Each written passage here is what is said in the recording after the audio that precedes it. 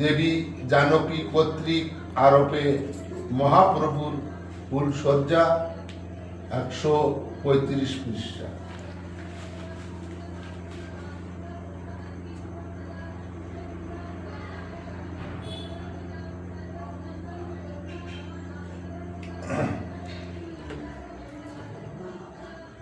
স্ফটিক উপরে যেন হীরকের চাকা, চূড়ার উপরে যেন ময়ূরের পাকা। দেখি ঠাকুরানী পরে পদে লুটাইয়া, মৃত্যুঞ্জয় পড়িলেন শরণ ধরিয়া। তার মানে এটা হচ্ছে ঠাকুর সুভদ্রা দেবীকে জিজ্ঞেস করছে যে আমার গলায় যে এই জানকী এই যে মালা পরিয়ে দিছে, তুমি কি করে দেবে? তখন সুভদ্রা দেবী বলছে যে আমার বধূ মানে আমার বৌমা কাশেশ্বরী, মৃত্যুঞ্জয়ের স্ত্রী, সে আরোপে তোমাকে দেখেছে, দেখে আমাকে বলেছে। তাই এখানে ঠাকুরের যে রূপ, সেই রূপ দেখার পরে মৃত্যুঞ্জয় ঠাকুরের চরণে ধরে প্রণাম করছে।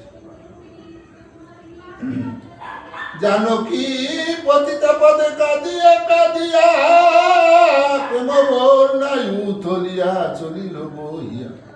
কাশেশ্বরী সবে কোলে ধরিয়া ধরিয়া, ঠাকুর বলেন সবে লও উঠাইয়া। এখন এই যে কৃষ্ণকলির মালা, যে মালা জানকী আরোপে ঠাকুরকে পৌঁছায় গলায় পরিয়ে দিয়েছে, কোথায় মল্লকান্দি আর কোথায় ওড়াকান্দি।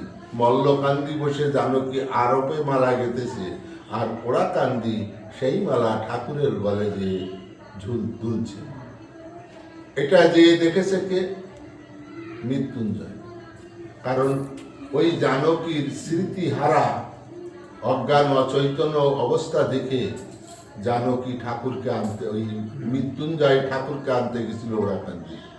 ওড়াকান্দি যে দেখে যে ওর বোন জানকী যে মালা গাচ্ছিল, সেই মালা ঠাকুরের গলায় রয়েছে। তাতে একটা শোভা পেয়েছে, একটা সুন্দর দেখাচ্ছে। যখন মৃত্যুঞ্জয় নৌকো করে নিয়ে আসে, তখন পদ্ম বনের ভিতর দিয়ে যখন আসে, তখন ওইখান দিয়ে পদ্ম ফুল তোলে মৃত্যুঞ্জয়। মৃত্যুঞ্জয়ের মনে আসা, আমি বাড়ি যেয়ে এই পদ্ম ফুল দিয়ে তুলসী পাতা দিয়ে এই করে ঠাকুরের চরণে, তাতে আরো শোভা হয়েছে। আরো দেখছে সিকি পাখা মাথার উপরে। তাহলে এই ভাব দেখে কেউ কি দাঁড়িয়ে থাকতে পারে? পারে না। তাই মৃত্যুঞ্জয় পায়ের উপরে পড়েছে।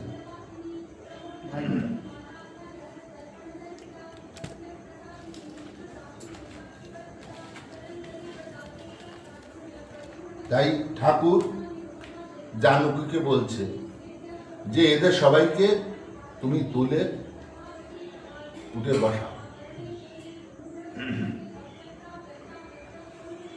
সকলে বসিল এসে ঠাকুরের ঠাই, ত্রাণাঙ্গেতে নৃত্য করে মৃত্যুঞ্জয় সাই।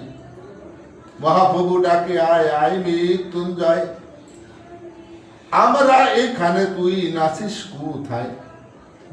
এখন ওইগুলো দেখে মৃত্যুঞ্জয় প্রাঙ্গণে মানে সামনে উঠানে নাচানাচি করছে। তাই ঠাকুর মৃত্যুঞ্জয়কে ডাকছে, আরে মৃত্যুঞ্জয় আয়, আমরা কোথায় আসি আর তুই কোথায় নাচানাচি করছিস? এত শুনি মৃত্যুঞ্জয় নিত্য সম্বরিল, শ্রীহরির শ্রীপদে পড়িয়া লুটাইল। ক্রমে ক্রমে সকলেই প্রেম সম্বরিল, ফুলের বাগান দিকে নজর পড়িল। সন্ধ্যাগ্রে দেখেছে ফুলে শাখা পরিপূর্ণ, এবে দেখে ফুল নাই শাখা সব শূন্য। ফুলশীল বাগানেতে গিরা পরিপাটি, আমি দেখে মাঝে মাঝে দুটি কি একটি। এসে গৃহে মৃত্যুঞ্জয় কহিলেন বাণী, ধন্য মাতা ধন্য পিতা ধন্য মোর ভগ্নী। মাতা মোর রত্ন গর্ভা যে গর্বে ভগিনী, হেন গর্বে অগ্রে আমি তাই ধন্য মানি। তাহলে সুভদ্রা দেবীকে বলছে মৃত্যুঞ্জয় গোসাই তার ছেলে, যে আমার মাতা একজন সুসম্পন্ন মানে সতী নারী, তাই তার গর্ভে আমার মতো ভগ্নী জন্মেছে এবং তার আগে অগ্রে আমি জন্মেছি। যে গৃহে অনাথনাথ গৃহধন্য মানি, যে গৃহে তোমাকে সেবে ধন্য সে গৃহিণী। অনাথের না, যে বিশ্বপিতা,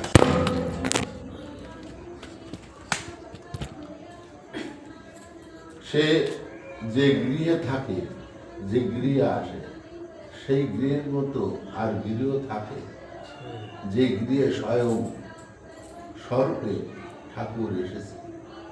ওই সময় যারা ঠাকুরের সময় ছিল, ঠাকুর তাদের প্রতি প্রত্যেকের বাড়িতে গেছে, তারা স্বয়ং ঠাকুরকে দর্শন করেছে। কিন্তু আমরা তো তা না, আমরা অনুমান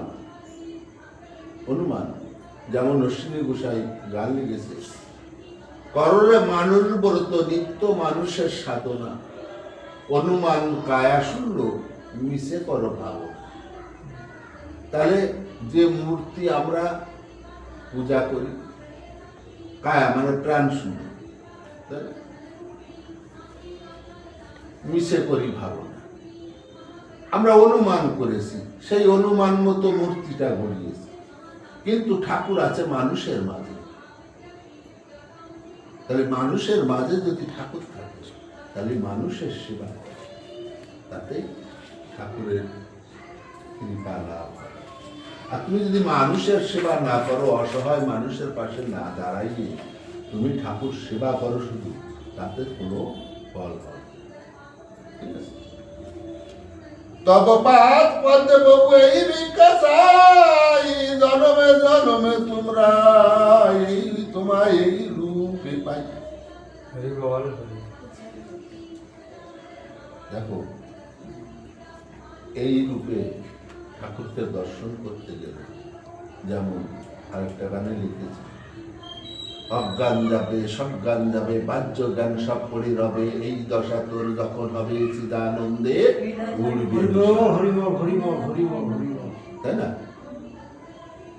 ওই সময় অনেকে ব্রহ্মরন্ধ্র ফেটে মারা যায়, যার অজ্ঞান সজ্ঞান বাহ্য জ্ঞান সব জ্ঞান চলে যায়, তখন তার কিছু থাকে না।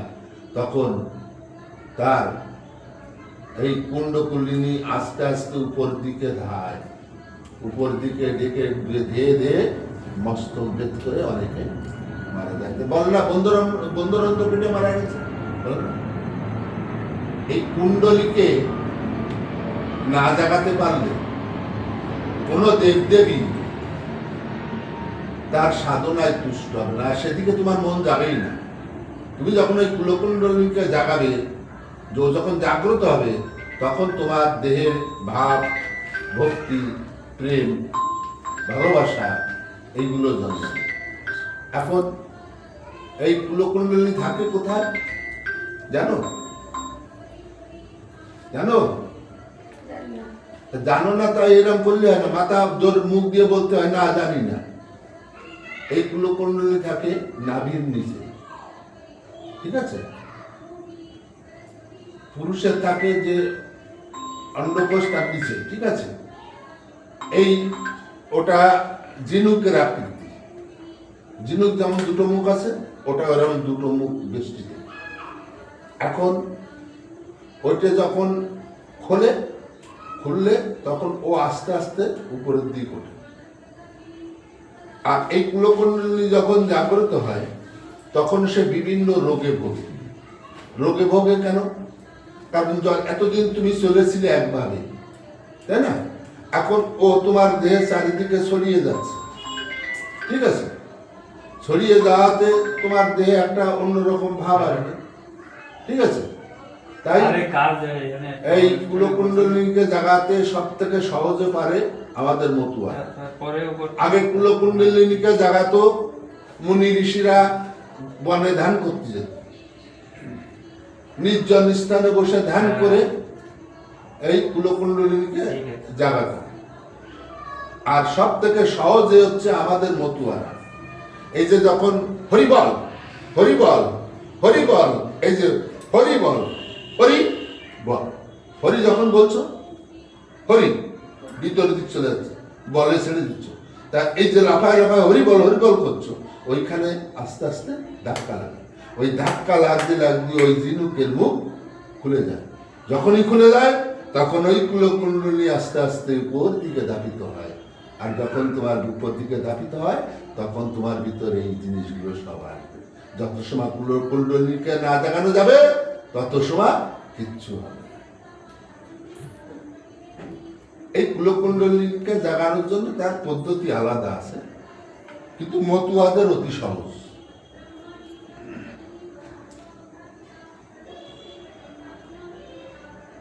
ঠাকুর বলেন, বাছা তুই রে সাধক, জনমে জনমে তুই আমার সেবক। দেখেছো এদের কত সুন্দর দিন। হীরামনকে বলেছি যে তুই আমি এক দেহ, তাই না? যুগে যুগে আমরা অবতার রূপে আসলেই একইভাবে একই সময় আসবো, আলাদা আলাদা ভাবে আমরা চরিত্র করব, কিন্তু এক দেহে সবাই। এখানেও তাই মৃত্যুঞ্জয়কে বলছে যে জনমে জনমে তুই আমার সেবক। যাদব চন্দ্র দিবাকর জনমে জনমে তব প্রেমে বাধ্য আমি তোমার আশ্রমে। মৃত্যুঞ্জয় বলে, প্রভু আর নাহি সাই, অহেতু কি ভক্তি যেন জনমে জনমে পাই। জানো কি আরব মনোরমা ফুল সাজ, কহিছে তারক চন্দ্র কবির সুরা।